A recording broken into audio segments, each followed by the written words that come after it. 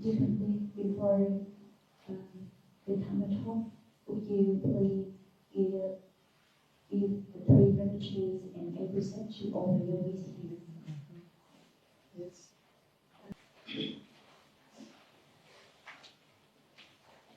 Mayapante, Ti Saranena,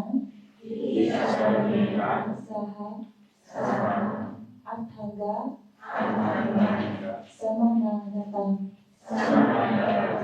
Uposatha Silam, Hamam Yajama, Anugaham Katwa, Silam Betame, Dudiyami, Mayampante, Ti Saranena Saha, Athaga, Samananatam, Uposatha Silam, Hamam Yajama, Anugaham Katwa, Silam Betha, Me Pante, Tadiyampi, Mayampante, Ti Saranena Saha, Athanga, Samanagatam, Uposatha Silam, Hamam Yajama, Anugaham Katwa, Silam Betha, Me Pante,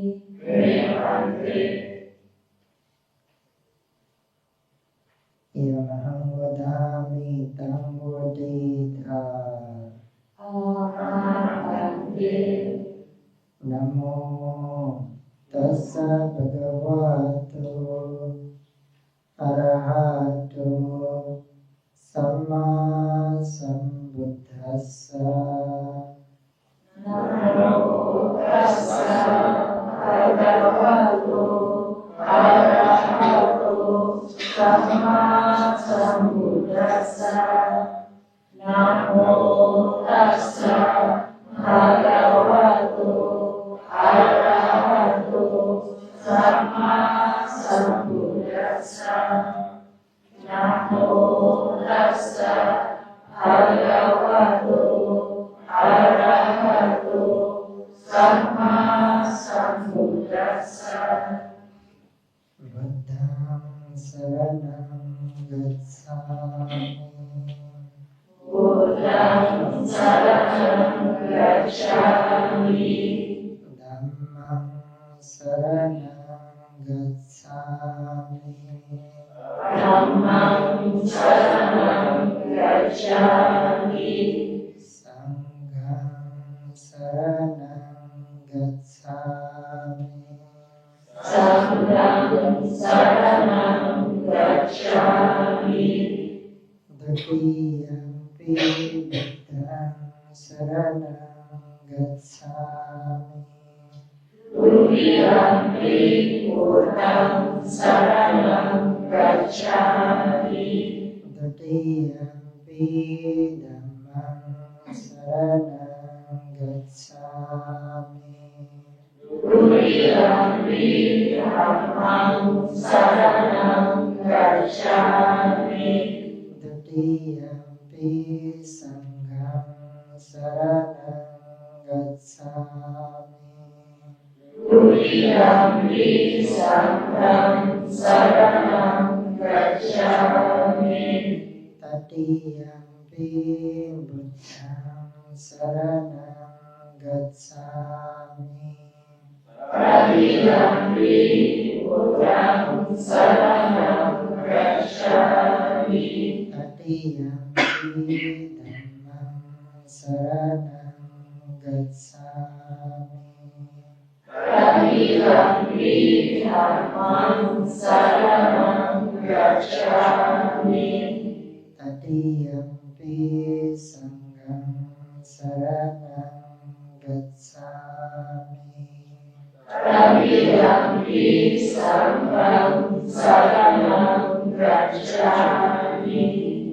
Tisaranagamana paripurnam Amapante.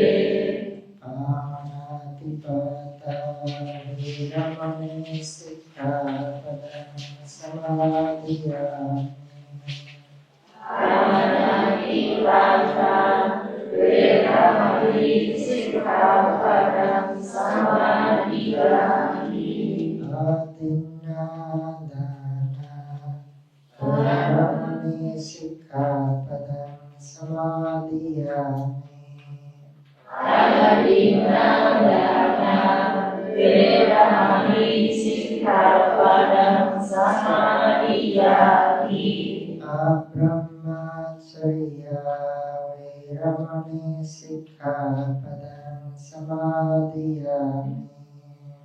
Abrahmacharya veramani sikkhapadam samadhiyami. Musavada viramani sikkhapadam samadhiyami. Musavada veramani sikkhapadam samadhiyami. Sramiraya majapamadatthana viramani sikkhapadam samadhiyami. Surameraya majapamadatthana veramani sikkhapadam samadhiyami. Vikala bhojana viramani sikkhapadam samadhiyami. Vikalabhujana veramani sikkhapadam samadhiyami. Nacha Rita Vadita Visukadasana Malaganda Vilepana Dharana Mandana Vibhusanathana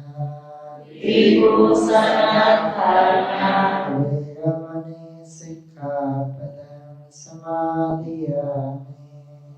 Veramani sikkhapadam samadhiyami. Utsasena Uccasena mahasena Mahasayana viramani sikkhapadam samadhiyami. Veramani sikkhapadam samadhiyami. Tisaranena saha dhamma samanagatam posata silang dhammam sadhakam surakitam katva appamadina sampadita. Amapante. Dear Bante, with compassion, please give us the time to talk for tonight.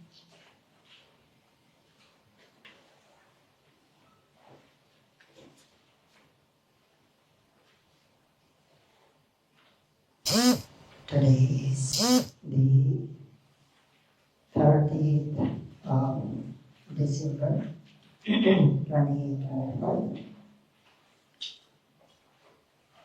First of all, I would like to express my gladness to be here for second time. This is my second time here, sharing Dhamma knowledge with my relatives who are related to me in 4 different ways. Being born on the Asian continent, We are Asian relatives, being born on the same globe as human beings.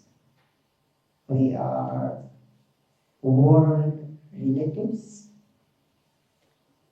According to the Buddha's teachings, there are no beings who have not been related in countless past lives.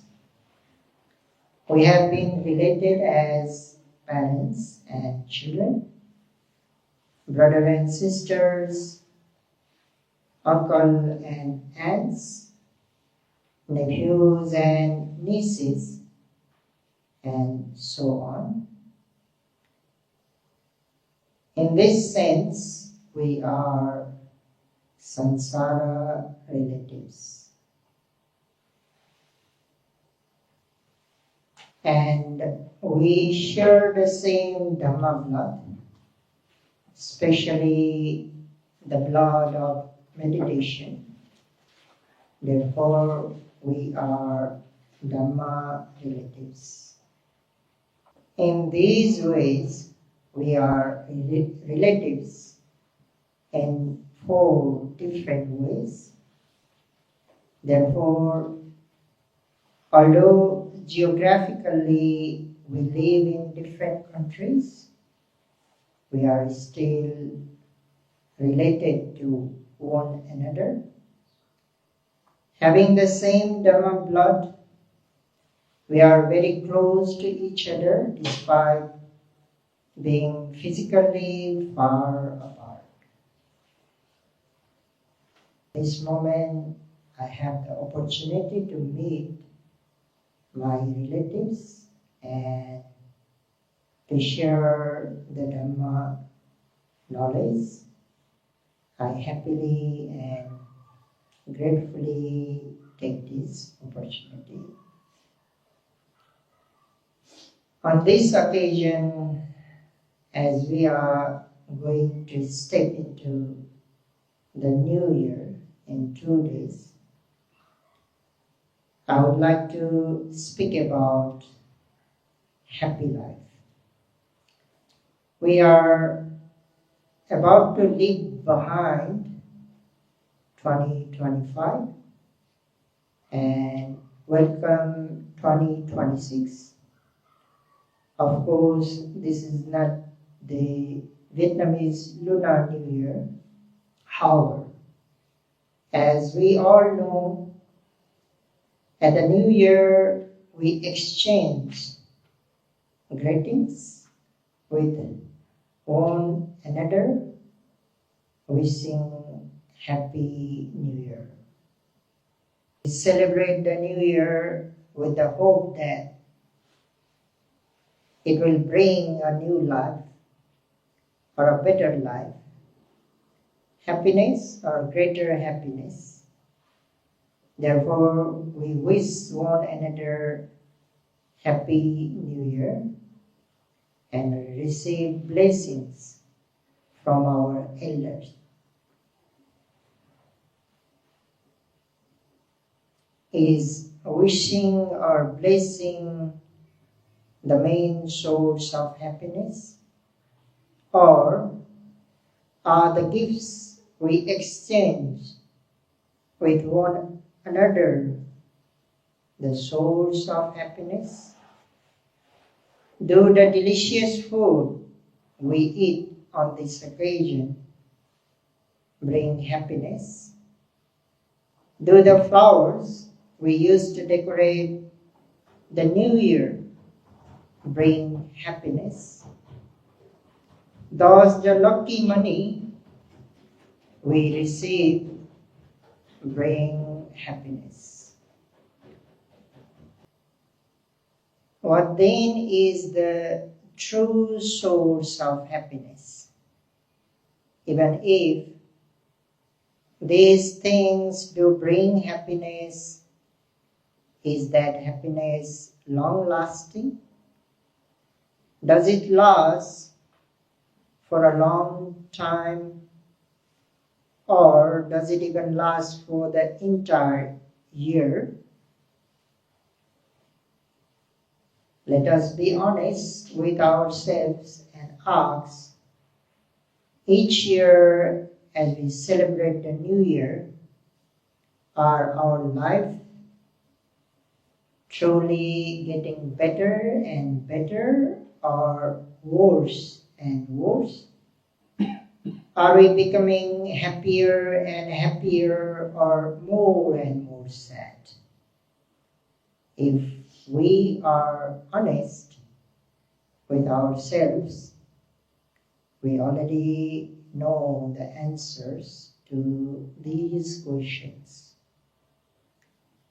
In fact, we do not share or receive best wishes only on the New Year.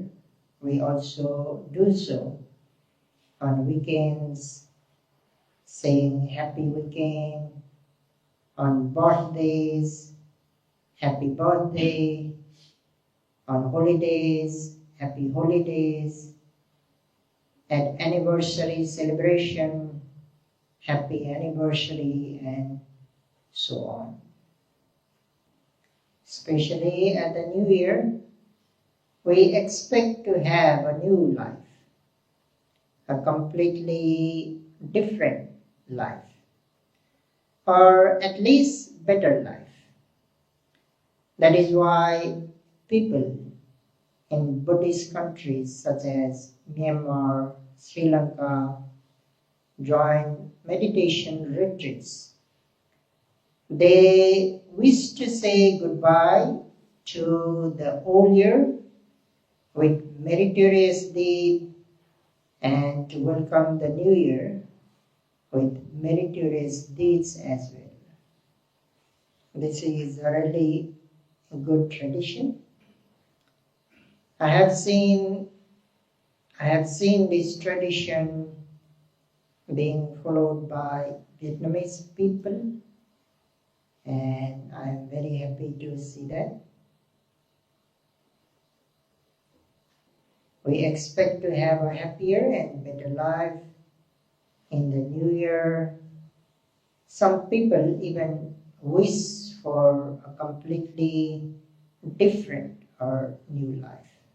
So on this occasion, I would like to talk about how we can achieve a completely new or better life through meditation. And to explain this, I would like to share an analogy mentioned in the text.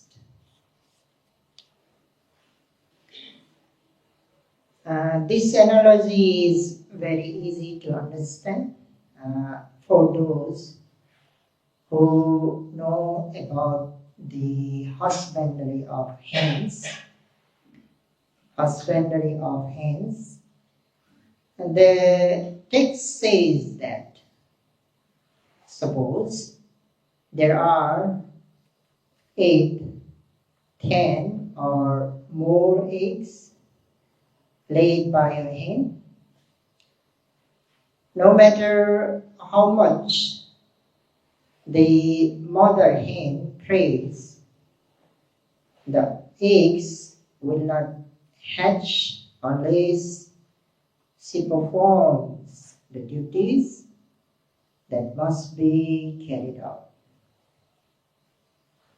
The same way, no matter how much we wish for happiness, if it will not come unless we follow the path that leads to happiness.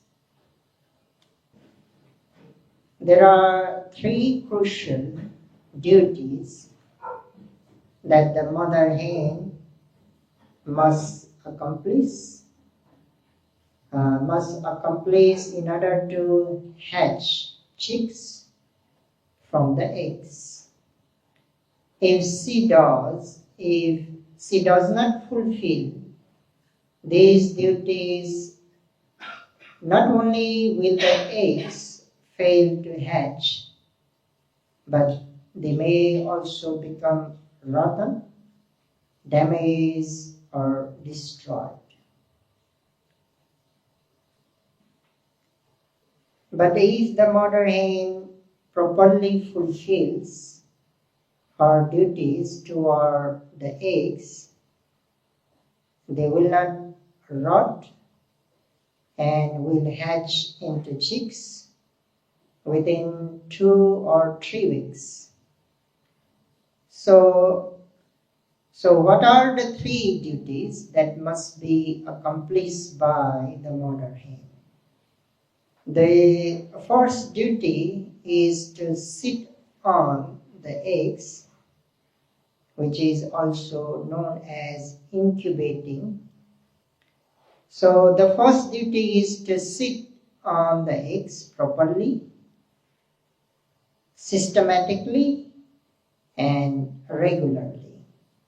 This is the first duty must be carried out by the mother hen.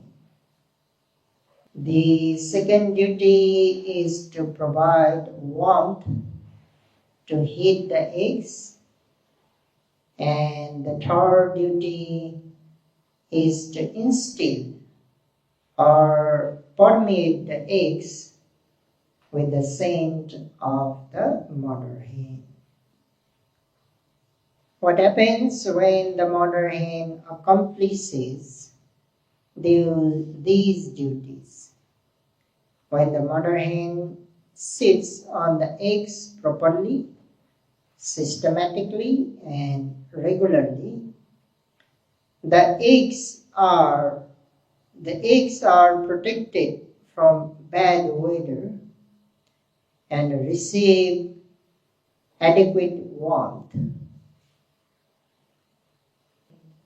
As a result, the eggs do not rot and are able to develop normally.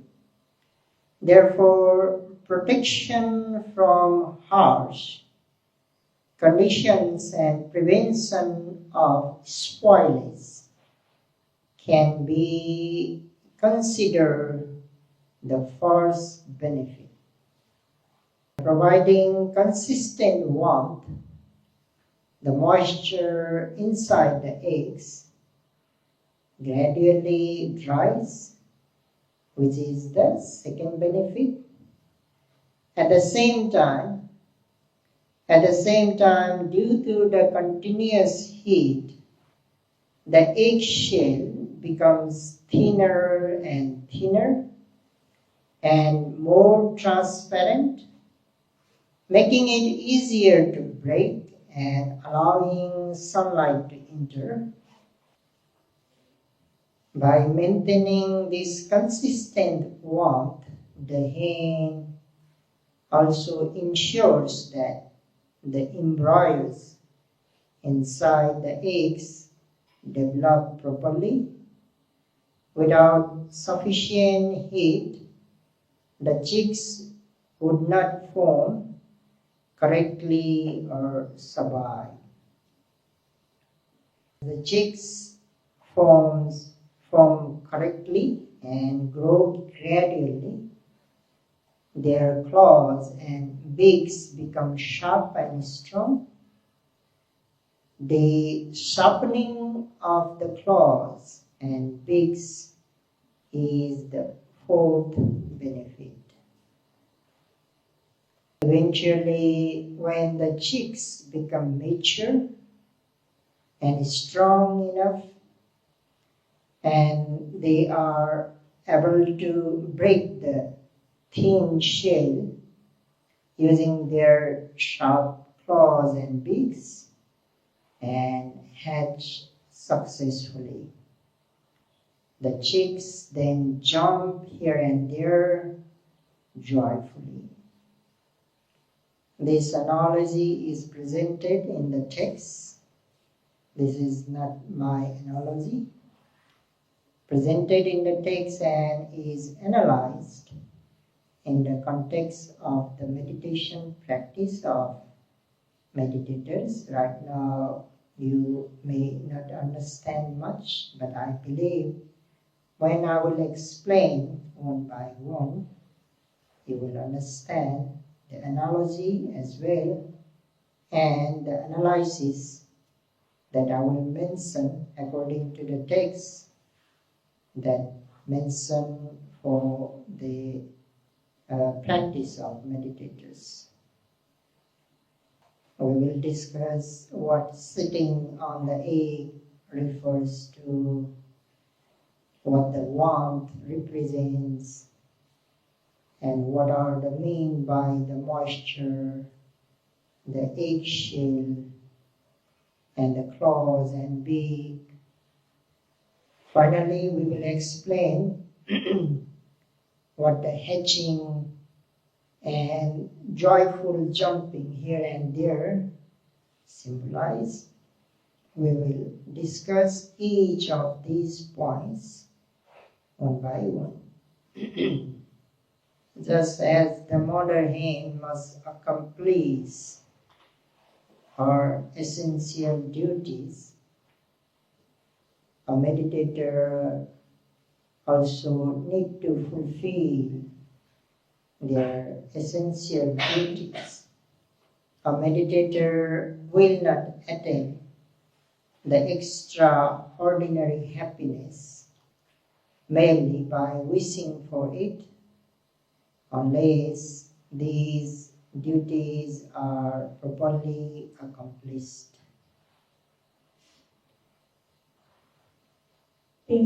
On the other hand, if a meditator fulfills these duties, extraordinary happiness arises naturally, even without wishing for it.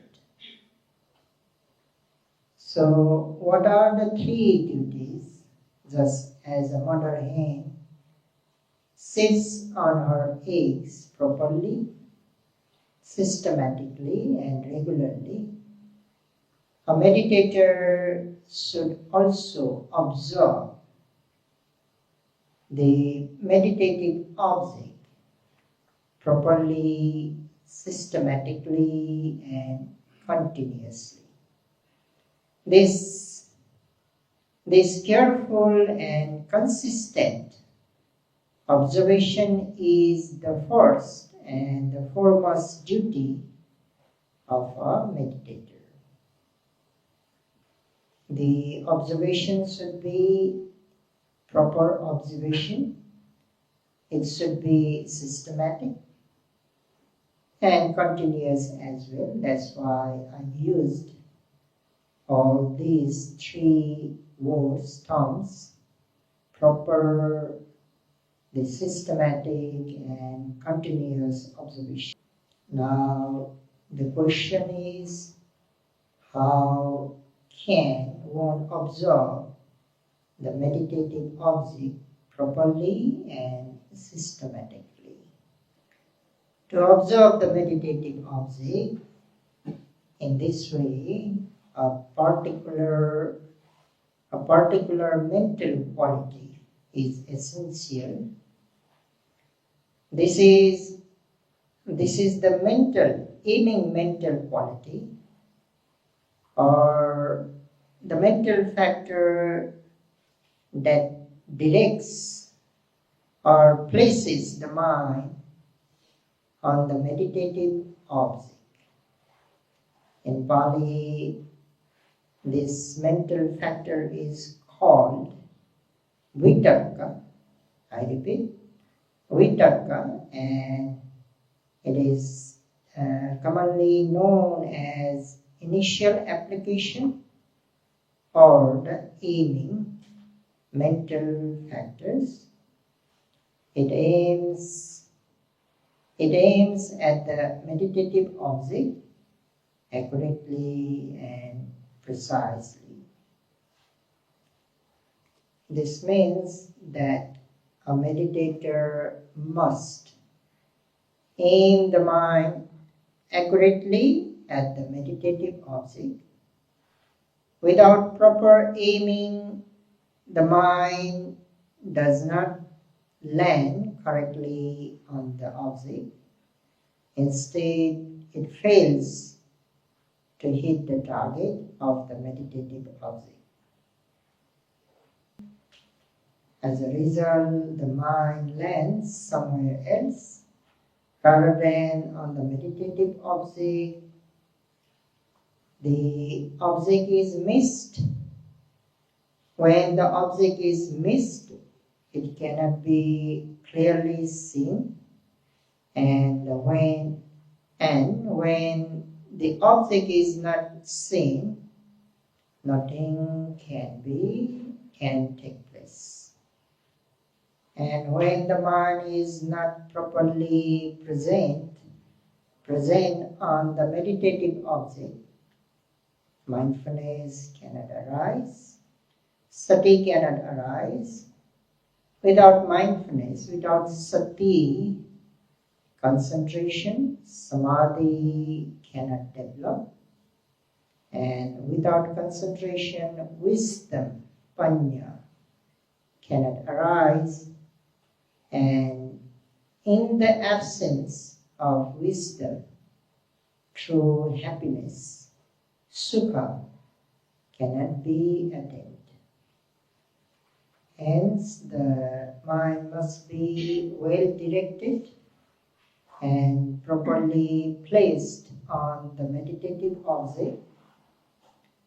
Meditators should aim at the meditation object accurately. The mind should clearly target the meditative object. For example, in sitting meditation, when observing the rising and falling of the abdomen, you should aim at the abdomen and place your mind there, not elsewhere. Not elsewhere. You will not be able to observe the rising and falling of the abdomen unless your mind is aimed at and placed on the abdomen. When a sensation arises, you should aim at the sensation or the location where the sensation is arising. If it is in the knee, aim at the knee. If it is in the ankle, aim at the ankle. If it is in the head, aim at the head. If it is in the back, aim at the back, and place your mind there. Thinking arises, aim at the thinking itself. When thoughts arise, aim at the thoughts. Similarly, during walking meditation, when observing the movement of the foot, you should aim your mind at the foot. Today I noticed that some meditators were not aiming their minds at the foot properly. In daily activities as well, if you stretch your right hand, aim at the right hand. If the left hand, aim at the left hand. When you lower your head, aim at the head. In this way, you should aim or target your mind. You should target the meditative object. Without proper aiming, the mind will not be able to place itself on or focus on the meditative object. However, aiming alone is not sufficient to place the mind on the meditative object. Another essential mental quality is required, that is effort or viriya in Pali. Viriya, effort, is a mental quality that pushes or propels the mind towards the meditative object. But it is not only the mental quality that propels the mind towards the meditative object, but also a mental quality that keeps the mind awake, active, alert, energetic, enthusiastic, dynamic, and lively in meditation. Without this quality, the mind becomes dull, lazy, sluggish, reluctant, and unengaged. So, in this way, these two mental qualities are required in order to observe the meditative object. Whether you practice sitting meditation, walking meditation, or practice meditation during daily activities, without these two mental qualities, you will not be able to observe the meditative object. That's why every time when you observe the meditative object, ensure that you apply these two mental qualities. Make sure you aim to the meditative object accurately, and make sure you propel your mind so that mind reaches itself to the meditative object. And the effort must be sufficient effort. If the effort is not dynamic enough, not is strong enough, mind will fall short. So I would like to ask all the yogis, whether you observe rising and falling of the abdomen, aim at the abdomen, propel your mind with effort, then only you will clearly see the rising and falling of the abdomen. Your mind will hit the target of meditative object. If it is the sensation, do the same thing, aim accurately and apply energy. If it is the mental object, aim and apply energy to observe that mental object. If it is walking, to observe the movement of the feet, aim to the foot to observe the movements of the foot and apply effort. If it is the object of day-to-day activities, aim accurately and apply sufficient effort so that mind hits the target. I know that you need extra clarification of these two mental qualities, and I definitely will clarify coming days about these two mental qualities so that you may apply into the practice.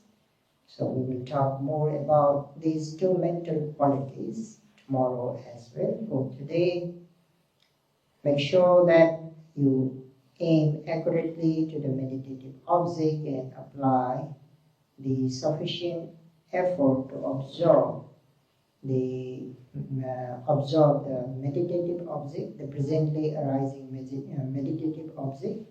Through application of these two mental qualities, may you be able to observe each and every presently arising object And by observation, through observation of the presently arising object, may you be able to develop mindfulness, then concentration, then wisdom, then eventually may you be able to enjoy the extraordinary happiness, or the happiness that you have never experienced before.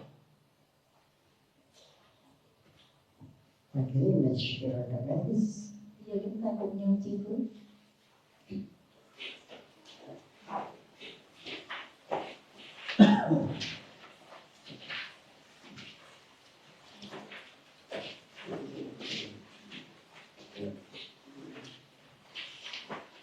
Okay, let's share together.